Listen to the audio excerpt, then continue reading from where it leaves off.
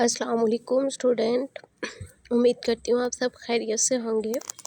हम unit number 1 पढ़ रहे थे। Topic is characteristics of the living organism. आज फर्स्ट क्वेश्चन है difference between the flowering and non flowering plants, यानी कि ऐसे पौधे जिनमें फ्लावर्स होते हैं और एक ऐसे पौधे जिनमें फ्लावर नहीं होते। ऐसे पौधे जिनमें फ्लावर होते हैं उनको फ्लावरिंग प्लांट कहते हैं, और ऐसे पौधे जिनमें फ्लावर्स नहीं होते उनको नॉन फ्लावरिंग प्लांट्स कहते हैं। Flowering plant that produce flower, ऐसे पौधे जो कि जिन पर फूल लगते हैं। Example rose plant.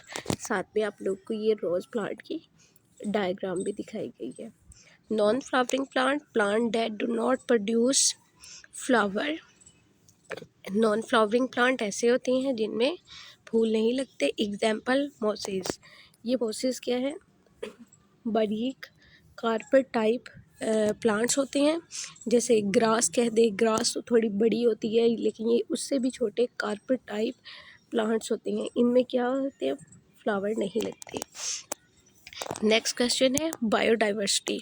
Variety of living organism on earth is called biodiversity, यानी कि ज़मीन के किसी भी हिस्से पर, पानी में, अर्थ पर, कहीं पर भी जो जानदारों की मुख्तलिफ वैरायटीज़ है। For example animal, plants, micro organisms, insects, birds, different varieties, उन वैरायटीज़ को बायोडाइवर्सिटी कहते हैं। नेक्स्ट क्वेश्चन है वे टू प्रोटेक्ट बायोडाइवर्सिटी, यानी कि वो कौन से तरीके हैं जिनके ज़रिए हम बायोडाइवर्सिटी यानी जो ज़मीन पर दुनिया में जानदारों की वैरायटीज़ है उसको सेव कर सकते हैं। सबसे पहले है स्टॉप कटिंग फॉरेस्ट, नेक्स्ट है एफॉरेस्ट्रेशन, और थर्ड वन है stop killing and hunting of the wild animal.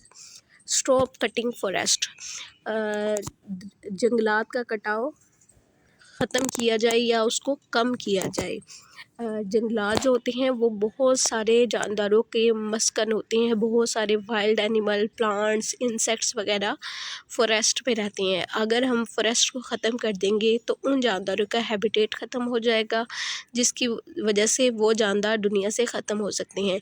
इसलिए जानदारों को बचाने के लिए ज़रूरी है कि जंगलात का कटाव कम किया जाए। एफॉरेस्ट्रेशन, जैसे जंगलात, मैंने बताया कि जंगलात क्या होते हैं? बहुत सारे जानवरों के हैबिटेट होते हैं, उनका बचाव ज़रूरी है। इसी तरह जंगलात का लगाव, एफॉरेस्ट्रेशन होता है जंगलात लगाना, यानी दरख्त वगैरह लगाना।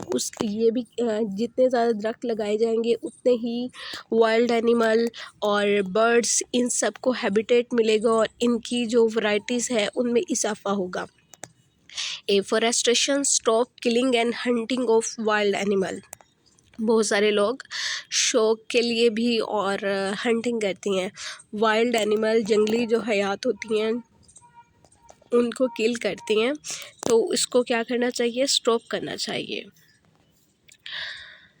ओके, हम लोग अब रिव्यू लेंगे कि हमने कल वाले लेक्चर में क्या पढ़ा था और आज हम लोगों ने क्या पढ़ा है। सबसे पहले हम लोगों ने सेल की डेफिनेशन पढ़ी थी।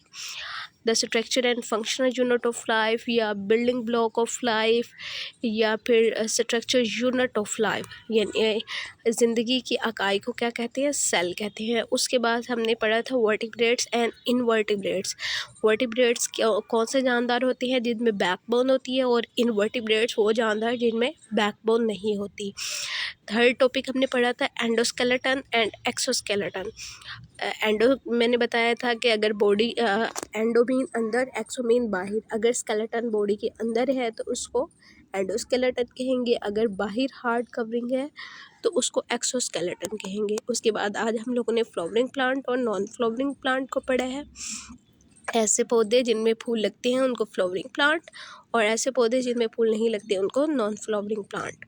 उसके बाद बायोडाइवर्सिटी, वैरायटी ऑफ ऑर्गेनिजम्स, और उसके बाद वे टू प्रोटेक्ट बायोडाइवर्सिटी में हम लोगों ने 3 वेज को स्टडी किया है।